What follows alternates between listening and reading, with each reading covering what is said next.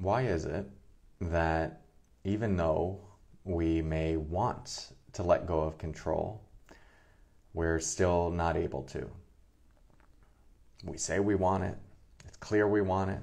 It's clear our life would be better if we were able to let go of control, and yet we still hold on. Why does this happen? Well, it's because there are competing parts of us. You are not just one single entity that wants something and then the whole ship steers in that direction, and then wants another thing and then the ship steers in that direction. You are multi-dimensional, multifaceted. You have many different parts that want different things, that developed at different stages of your lifetime. And there may be one part of you, let's just say it like the more adult, present day you, that sees why a life of more spaciousness, presence, ease, release, letting go would be good. It would serve us. It would serve your relationships. It would serve your inner world. You'd feel happier. But there's probably a much younger part of you that's been around for a much longer period of time, that is much more deeply conditioned in your system, that still believes staying hypervigilant and on edge is going to be important to keep you safe, or from not doing something stupid, or from not looking like a fool or making a mistake, or something that would cause other people to ostracize you, or to not get praise or love from family or friends or people you care about. That part is still running the show predominantly. And this is why you can have these experiences of one foot stepping on the gas, just like, I want to go in that direction. I want to let go. I want to be free. I want to live my life with more ease and go with the flow. And then another part is just simultaneously slamming on the brake. How do we work with that? Do we just do a bunch of positive affirmations and say, be free, be free, be free, release, release, release? You could try. There might be some merit to it. You might get a little bit of openness with that. My experience, though, is that that gripping, that bracing against life, that's happening on a deep level. If you try to ignore it, if you try to override it, if you try to just focus on the positive side of things, you're not actually addressing the root cause of what's going on beneath. And that part, even though you probably hate it and it's frustrating you, feels like it's ruining your life, has a very positive intention. It still thinks it is helping you. It still thinks it is saving your life. It loves you deeply. It is doing everything it can to protect you, keep you safe, keep you okay, keep you getting all these needs met. And so if you just keep ignoring it and running past it and going toward where you want to go next, like, it's going to double down because it's thinking that you're missing something really key. It's thinking that you don't see what it sees. And it's like this little kid that's like, no, no, no, this is important, it's important. Or it's like a guard dog at the front door, and you're like, be quiet, be quiet. And it's like, no, no, danger, danger, danger. So to work with these parts, even though the impulse is to move away, we first have to move closer. If there's anything you can recondition in your system on your personal growth journey, especially when it comes to letting go, is that when you have the impulse to move away, first move toward. You have to get to see what's going on underneath the surface that's causing this holding on in the first place. What is the worldview of that part? What is the belief system of that part? What's the emotionality of that part? Where is it gripping and why is it gripping, and how does it think that it's serving you? If you don't go in and do that and let it know that you see what it knows, and then help re-educate it in relationship to where you are in your life now and the needs that you have now, and allow it to participate in present day you, it is still going to be operating with these old scripts. And this is why you'll just get endless patterns of self-sabotage. You want something, and yet you just keep going back to the same patterns. You're ignoring the part that's actually driving the show. That part usually lives somewhere deep in us, in the mind-body system. And we're just going to call it the part of like control, and the visual representation of it will make it just like a tight fist, right? So you're going about your day and you're like kind of bracing against life, like preemptively fearful of a conversation and trying to steer it in the right direction, and already like your anxiety is oozing out all over the place with your partner, with your family, with your coworkers, with the world itself. Even the trees can feel that you're anxious, right? So this is like this trying to control life. It's not like you can see the part that's grasping. It just feels like it's you. It just feels like it's your orientation. Like, I'm just an anxious person, or this is just how I am. And sometimes it's been so long, our life we've spent so much time like that that's all we know. It truly does feel like that's just who I am. That's just my disposition. So if we're just like telling ourselves, stop doing that, well, like, good luck. You're just adding more noise to the system. You're just adding more shame, more guilt, more frustration to a system that's already on edge and protecting itself. So how do you get to this place in the back that's actually doing the holding on? That requires slowing down. Say that again. That requires slowing the heck down. Personal growth in general, I think, just moves way too quickly. And I love speed. Not the drug, the movement. I love doing things quickly. I like getting things done. And I've also seen how my desire to move quickly just overrides the patterns that are actually driving the pace of my system. And I will always just fall back to and default back to the slowest part or the most fearful part, unless I go in and talk to it and bring it on board. And if we're moving quickly, again, we're not going to be attuned enough to be able to drop into where that tension and contraction is happening. So we slow down. This can be a meditation practice. Could just be like making the intention to go slower, not continually engaging in distraction or caffeine or the next dopamine hit on your phone. Irony. And when you start doing that, then all the things that are kind of like helping you hover above the discomfort of your life, like you no longer have those things. Sometimes they're important, but make the time to like, all right, I'm not going to use all of that to kind of numb me or buoy me in my life. Just like, oh, now you get to come down a layer and you get to see just like, oh yeah, there is some anxiety beneath the surface. That's like, there's actually quite a bit of anxiety beneath the surface. Interesting. And underneath there, maybe you just feel like, ooh, the resonance of fear. Oh, wow, that's a lot. And then you feel the impulse to pop out, right?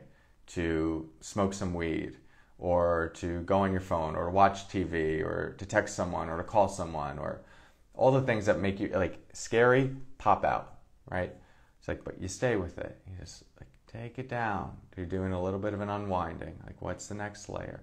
And then slowly, as you get a little bit more sensitized in the system, you can begin to see like this part that's gripping. You have these moments of like, oh, there's anxiety, and then, oh, something opens.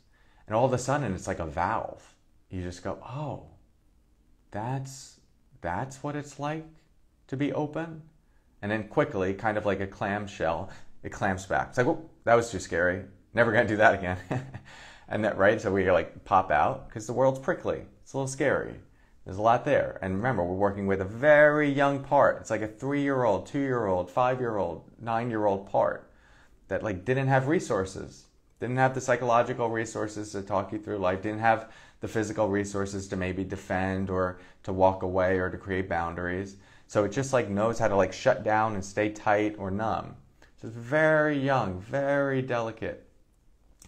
And so you have to go slow enough at a pace that allows this to feel safe. To feel safe. When does the clam slowly open up? When does the turtle begin to peep through its head? It gets quiet. Doesn't feel like it's being agitated. It doesn't feel like it's threatened. And then slowly, it opens back up. And right?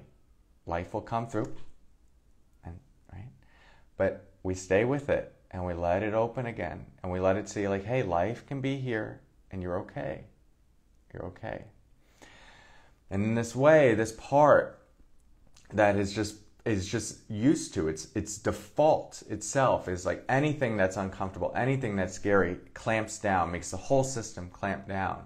You're slowly doing the work to open it up and to show it like, hey, it's okay. Yes, there are scary things here, but there's another place within us that can also hold this experience. We have new resources now, right? When somebody says something mean to us, it doesn't have to mean this whole thing about who we are and that we're going to be ostracized and no one's going to love us, and like it could even mean death, like when we're young. It's just so, belonging is so deeply wired to our sense of survival. And so like this is relearning, this part is learning that it doesn't have to run the show, and that like it can soften, it can free up some energy, and that there's a more adult you that can actually handle a lot of the intensity that's coming through without all of this fear, without life itself, like the things that happen, the uncomfortable things happening, creating a storyline about what it's going to mean for you and your life and your safety, right? That's the young part that's speaking, the very limited worldview. And that's what we're opening up. And we're asking it to like surrender over, or to trust a different part of us to take on life. And by doing that, with that reprogramming, eventually this stops being that subconscious foot on the brake. And then the system that maybe has a desire of like, I want to explore that, or I want to try that, or I want to live with more ease and peace and go with the flow. Now there's a natural openness, and you're going through life in that way without this subconscious clamp down. And when it does clamp down, which it always will, it'll come back. Like these patterns can take a little bit of time. You know how it happens. You know how to talk to it. And so it's a very different process than like berating yourself into peace or openness. And it requires attunement, it requires space, and it requires some time. And that's what we're doing in the upcoming retreat on letting go of control. And that's why retreats are so powerful, why I've done so many of them, and why I continue to teach them, is they provide the container for that soft, gradual unwinding. They provide the container for that soft, gradual unwinding. The regular world, it can be done in the regular world. Many people have huge healings in the regular world. We just did a 30-day challenge where we're doing like 40 minutes a day, and then people are going back into the regular. Like big shifts can happen during that.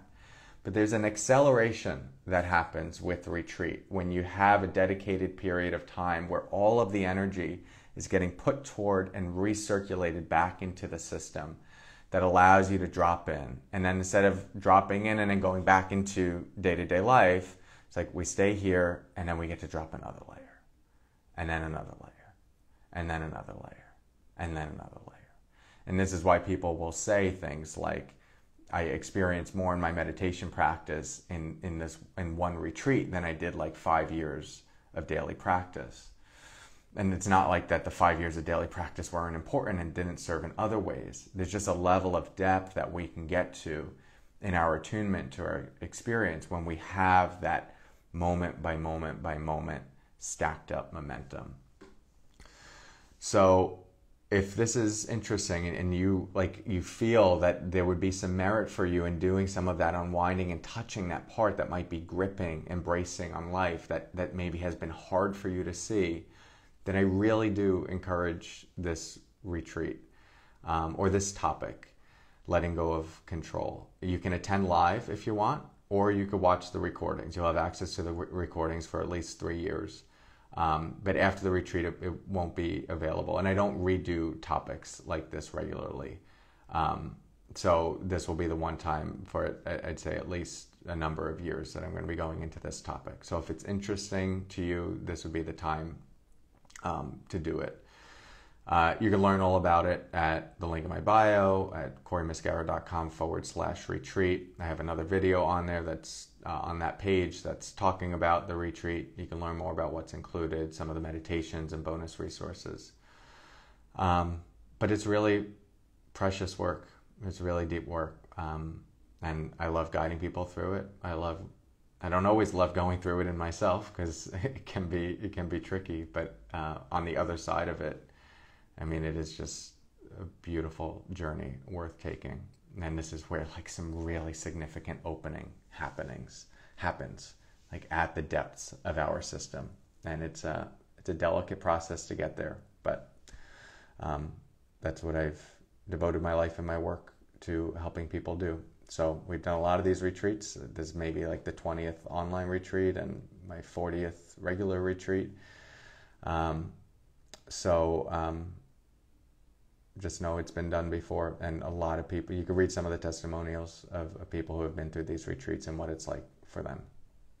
So thanks everyone for those who are tuning in live. Looking through some of the comments now. Yeah, really nice to read your comments.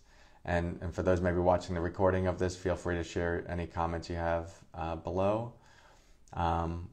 Would love to see you at the retreat and work with you in this way, whether it's live or through the recordings. But reach out if you have any questions, or email my assistant Olivia at support@practicinghuman.com. All right, lots of love. Take care. Thanks for your practice.